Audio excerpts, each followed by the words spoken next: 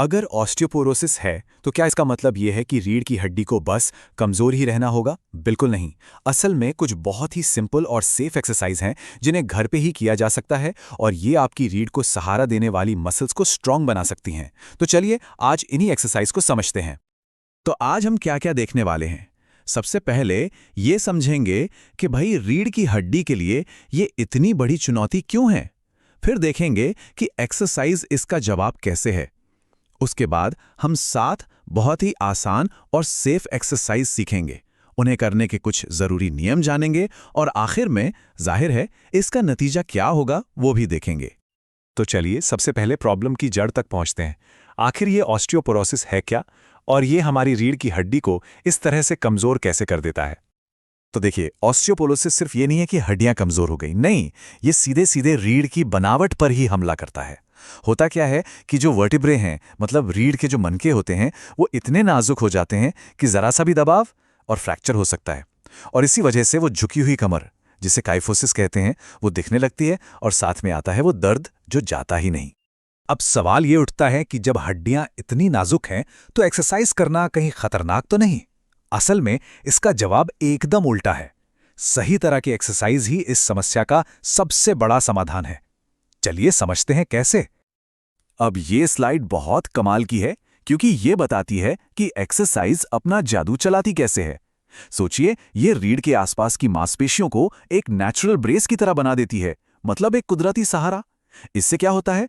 झुका हुआ पोस्चर सुधरता है, बैलेंस इतना अच्छा हो जाता है कि गिरने का डर कम हो जाता है। और सबसे जरूरी बात, ये हड्डियों पर एक हल्का सेफ प्रेशर डालता है। और जानते हैं, यही प्रेशर हड्डियों को सिग्नल देता है कि चलो अब फिर से मजबूत बनने का टाइम आ गया है। तो अब आते हैं इस विश्लेषण के सबसे प्रैक्टिकल हिस्से पर। ये हैं वो 7 आसान और असरदार एक्सरसाइज जिन्हें घर पर सुरक्षित तरीके से किया जा सकता है। हाँ, एक जरूरी बात, कोई भी नया रूटीन शुरू करने से पहले अपने डॉक्टर या फिजियोथेरेपिस्ट से बात करना हमेशा एक अच्छा आइडिया होता है। तो हमारी पहली एक्सरसाइज है वॉल एंजल्स।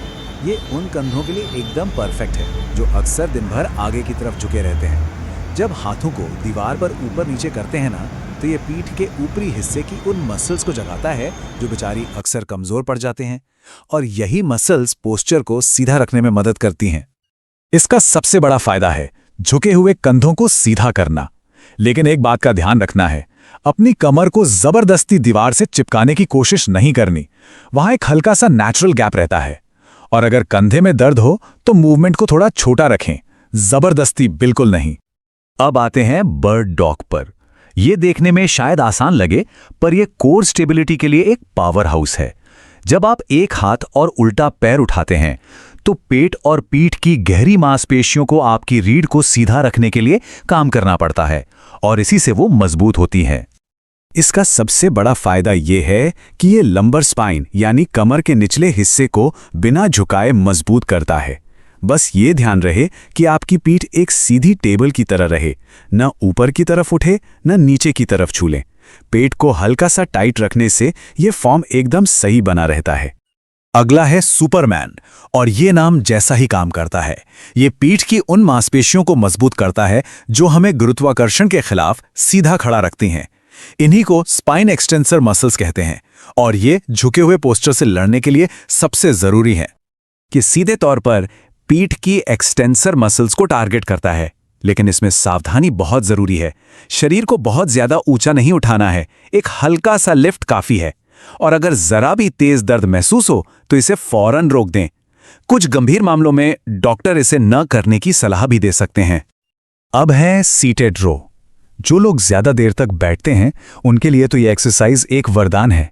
जब आप बैंड को पीछे खींचते हैं तो आप अपने शोल्डर ब्लेड्स को एक साथ लाते हैं, जिससे पीठ के बीच की रोम्बॉइड मसल्स मजबूत होती हैं और यही मसल्स कंधों को पीछे और नीचे रखने का काम करती हैं। इसका सीधा फायदा है गोल कंधों को ठीक करना।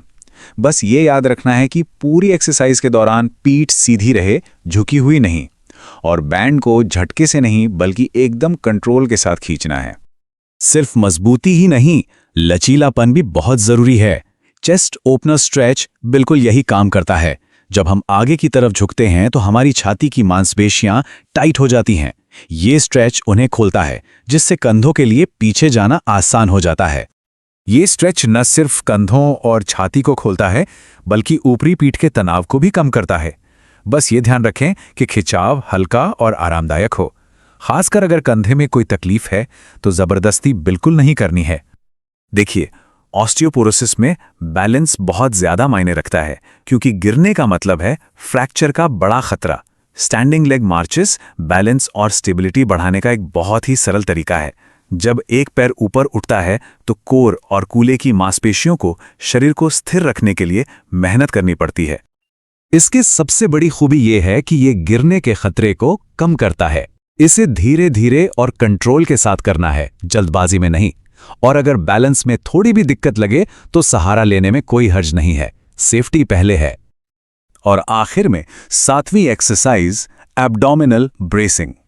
इसे आप सभी एक्सरसाइज की नींव समझ सकते हैं। ये आपकी रीढ़ के चारों ओर एक मसल कोरसेट या एक सुरक्षा कवच बनाने जैसा है। इसमें बस पेट की मांसपेशियों को हल्का सा कसना होता है।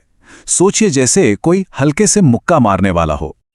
इसकी सबसे अच्छी बात यह है कि ये बाकी सारी एक्सरसाइज को ज्यादा सुरक्षित बना देता है।